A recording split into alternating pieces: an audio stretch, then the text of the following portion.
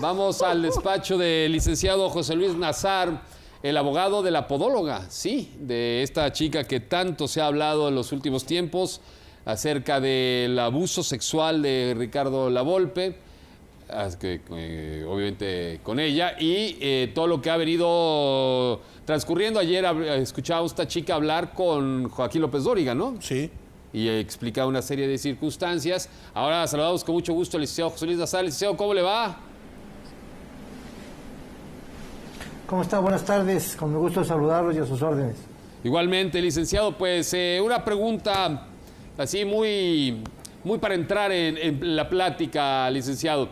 ¿Le ha gustado que sea tan público el asunto de un acoso sexual o de un abuso sexual, hostigamiento sexual, como sea la palabra jurídica, sobre un cliente de usted que pues obviamente los medios pues hacen esto mucho más grande de lo que podría ser, ¿no?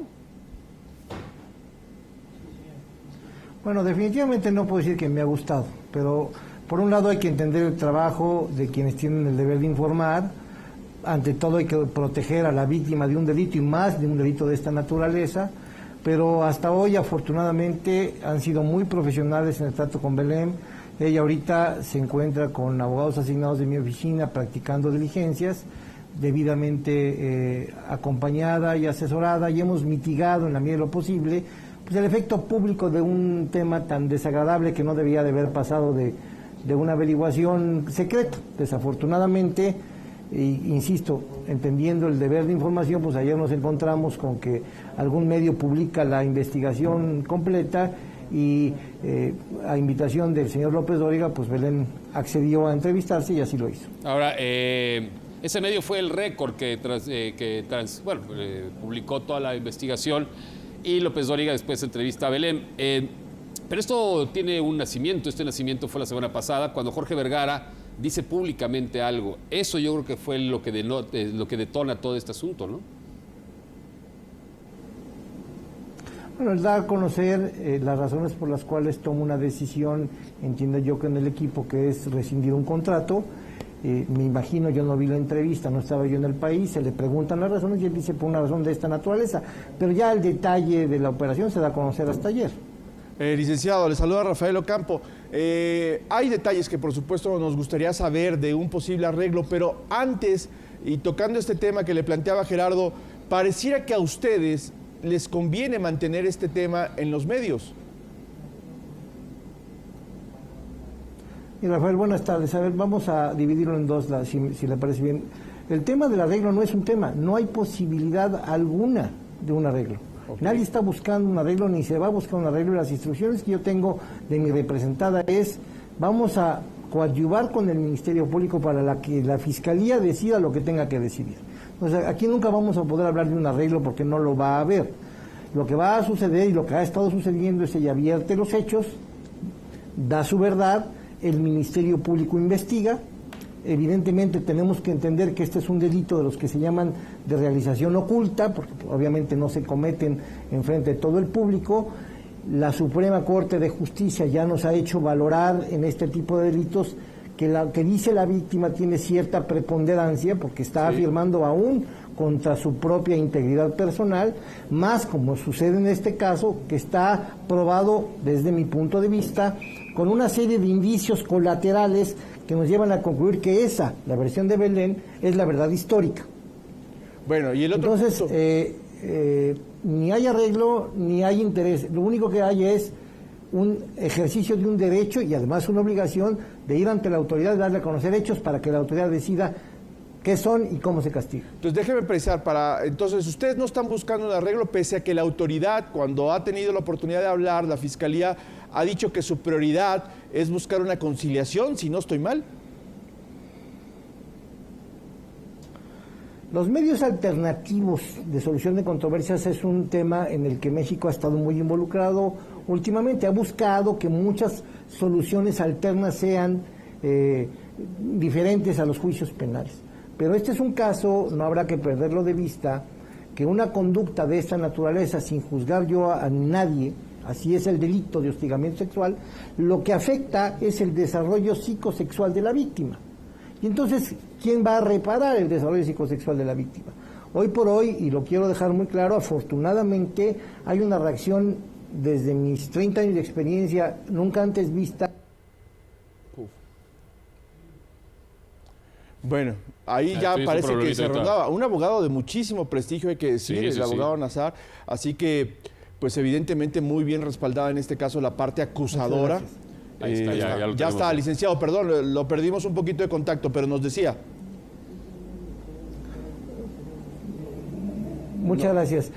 No sé si me alcanzaron a escuchar el tema de que la Comisión Nacional de Víctimas ya dispuso de un equipo de psicólogos y están apoyando a Belén en ese sentido. Ese es el apoyo que se le puede dar. A ver, licenciado. Si alguien ha hablado de una conciliación de naturaleza económica, le adelanto, la respuesta es no. Sí, no, queda claro. No hay posibilidad alguna. Así fue instruido por Belén y así...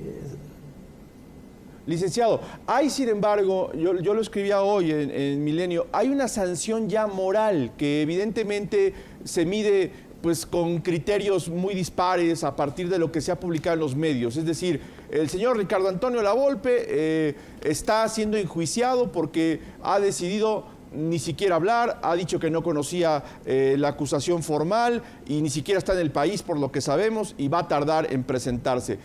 ¿Cuál debería ser, desde su punto de vista, el castigo para esta persona de resultar culpable?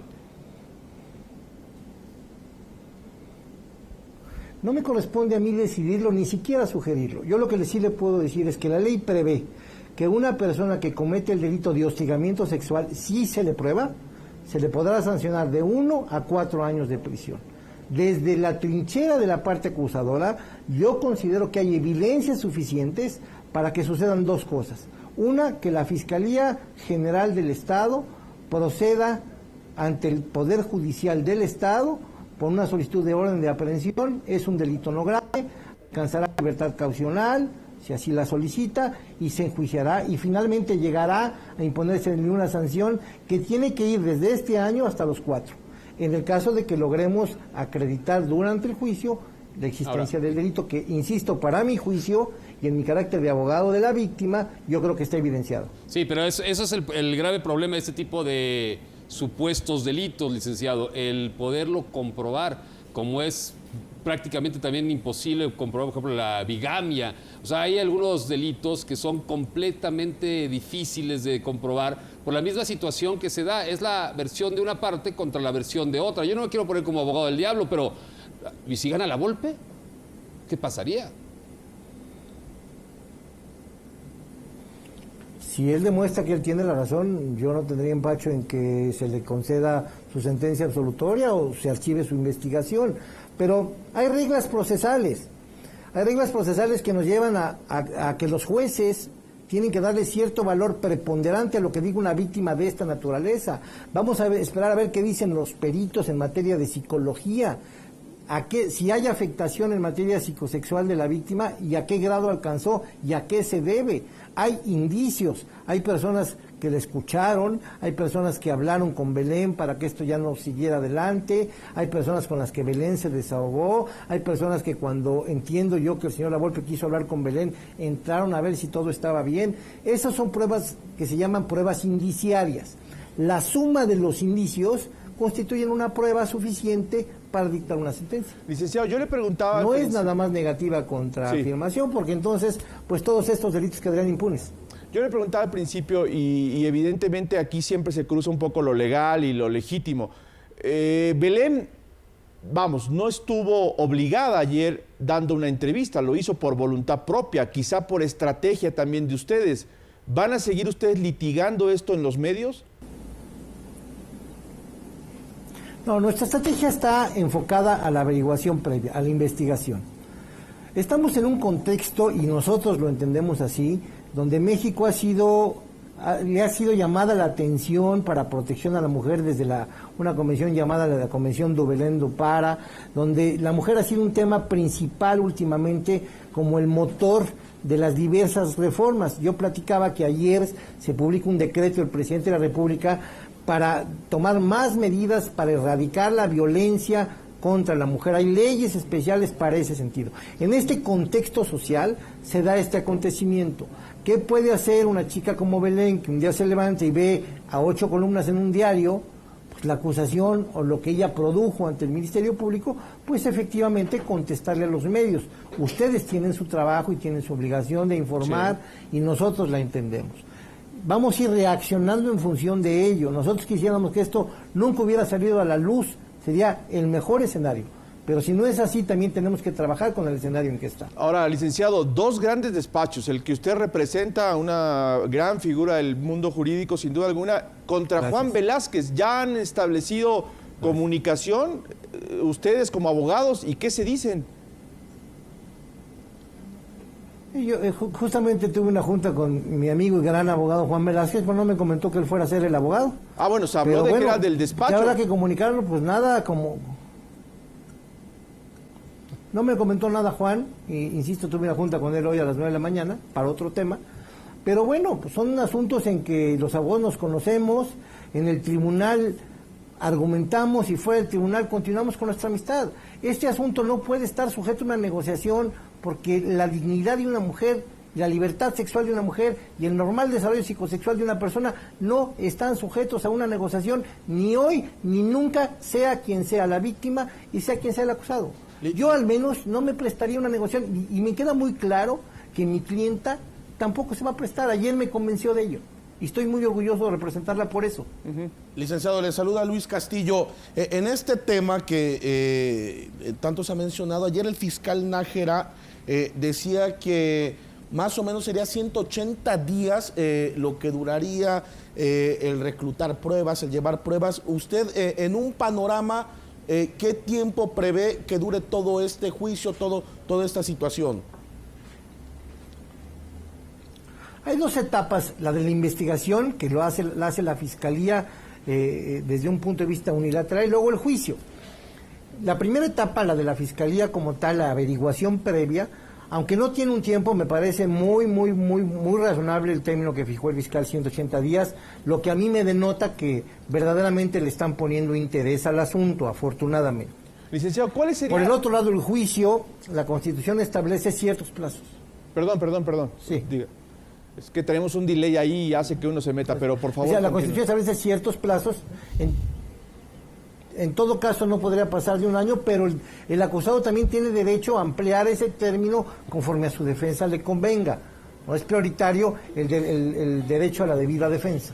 Licenciado, yo nomás una pregunta, ahorita que Gerardo lo saludaba, ¿cuál es digamos, el término correcto que tendríamos que utilizar desde la perspectiva de ustedes? Hostigamiento sexual, abuso sexual, ¿qué cometió? ¿Cuál es el delito que a juicio de ustedes cometió el señor Lavolpe, para ser precisos? Quiero ser bien claro que a juicio de nosotros, porque el Ministerio Público es el que va a proponer los hechos como delictivos y el juez va a fijar los delitos. Yo, desde mi punto de vista, por la información que he manejado, yo veo que aquí hubo un hostigamiento sexual. Es decir, una persona sin pasar más allá que los fines de contenido lascivo, ubicándose en su posición jerárquica sobre la víctima, le hace alguna, por decirlo coloquialmente, ¿no? Le hace alguna proposición en la que ella no esté de acuerdo. Una proposición pues y toma acción también por lo que relata Belén y la quiere obligar a algo, ¿no? Físicamente. A veces bastará con el hostigamiento. Claro que el hecho de que la haya, como ella relata, haber agarrado de la bate, decir que te da miedo, etcétera, pues son acciones propias de ese hostigamiento. Si la fiscalía puede, y es el órgano competente para tener una visión de otro delito, y quedará libre de hacerlo, pues nosotros nos sujetaremos al criterio final de ellos. Pues muchas gracias, licenciado José Luis Nazar, para tomar esta entrevista, para explicarnos un poco más lo que es el tema de Belén y lo que es la propuesta jurídica que van a llevar a tribunales, así de simple y de sencillo, ¿no? Muchas gracias a ustedes, Gerardo, Rafael, Luis, se los agradezco mucho en nombre de mi representada y sobre todo en un tema tan difícil y espinoso como es este. Muchas gracias, licenciado. Gracias. Hacia sus órdenes. Bueno, pues hoy clases de Derecho. Sí. Clases de Derecho. No, la pero es importante, ¿no? Saber qué es lo que ellos están... Claro. Que es el hostigamiento, ¿no? Sí, claro. Es Luis eso, ¿no? estaba diciendo una cantidad de estupidez. Me enseñaba. Y no era. Era otra por cosa. eso era hostigamiento. Era otra cosa. El Madrid. Es que eso es lo que propone, pero dice, definirá Madrid, el venimos con Ministerio fútbol, a mí Público. ya me vale dos pepinos.